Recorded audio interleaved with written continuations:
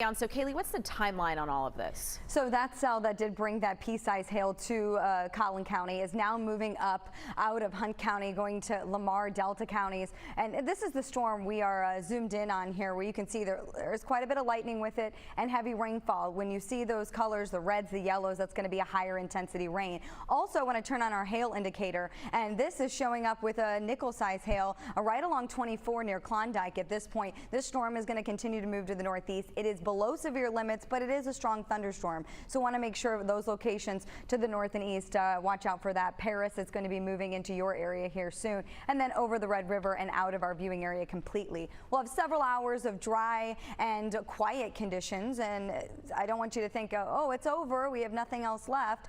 We are going to see another round. We just have a cap in place. These storms could be stronger, but the cap is preventing them from exploding and being severe thunderstorms. So here's a look at the temperatures out there right now. We've got mid-70s out there at this point.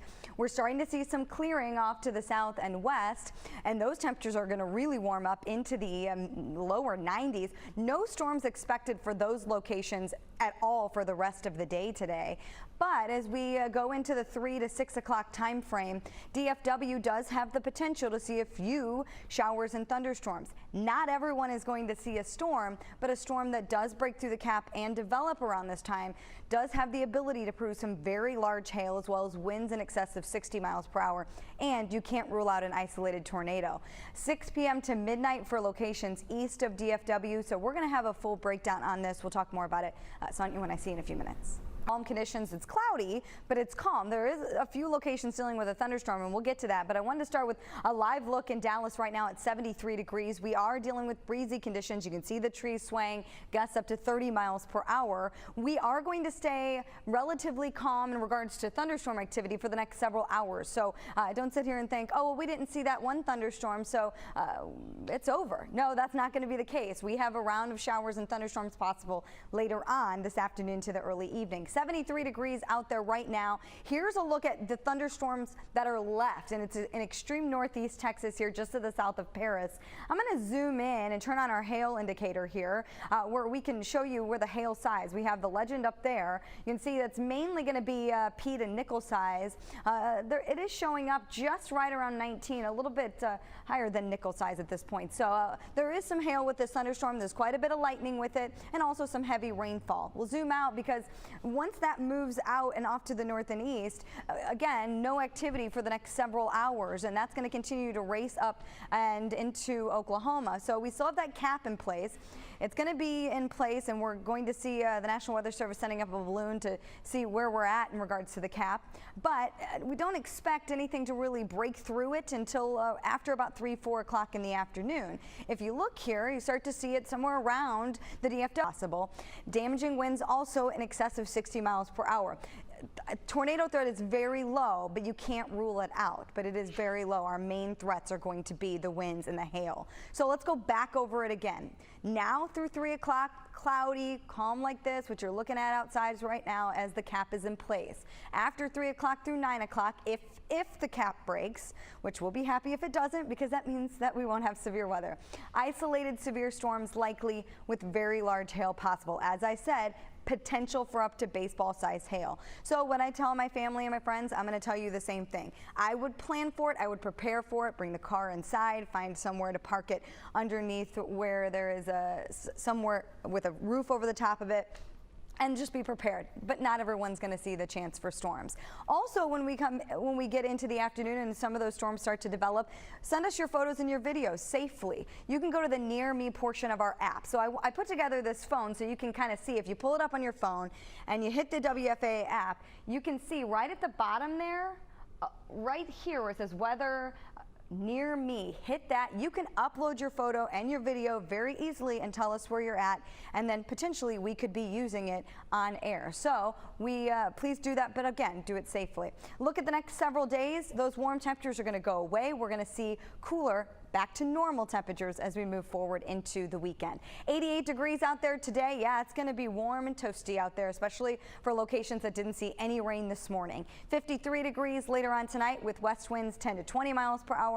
And here's a look at that 10-day forecast. Once we get through the afternoon and evening, beautiful weekend on tap as we move forward is a dry line that's going to drive some of these showers and thunderstorms if they can break the cap. So some spots it will, some spots it won't, and we're just going to have to really, unfortunately, wait and see throughout the rest of the day. So I'm going to give you all the information and the tools you need if it were to break the cap so that you can be prepared. Seeing a little bit of sunshine out here right now at Victory Park. If you take a live look downtown Dallas, you can see a few of those breaks in the clouds. 73 degrees. It's breezy out there. South winds right around 22 miles per hour, sustained, but gusts up to 30. And it's muggy out there. And that's over the next few hours what we're going to be dealing with. Clouds and muggy conditions and dry conditions for most. If we look at our radar right now, here's that thunderstorm that's been slowly moving really north of 30. It's north of Sulphur Springs. It's south of Paris on its way toward Clarksville and Mount Pleasant. You can see in there's some lightning in there as well as some moderate to heavy expand out as it moves off to the east. Then we'll watch something that develops along the frontal boundary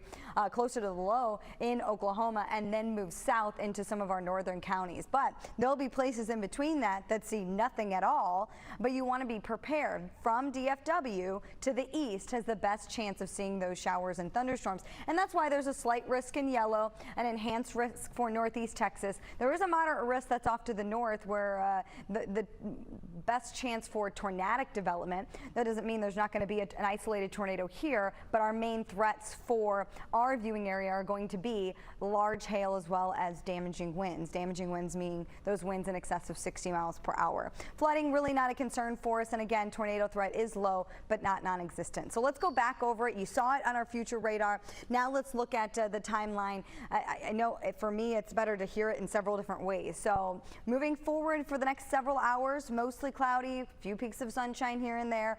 Warm, muggy, that cap is in place. Now after 3 o'clock, that's when our guard needs to go up. That's where you need to start making sure you're paying attention. If that cap breaks, we won't have much time to know. Those storms are just going to be popping up and they're going to explode, which means they'll be severe. They'll likely be severe with very large hail, up to baseball size hail.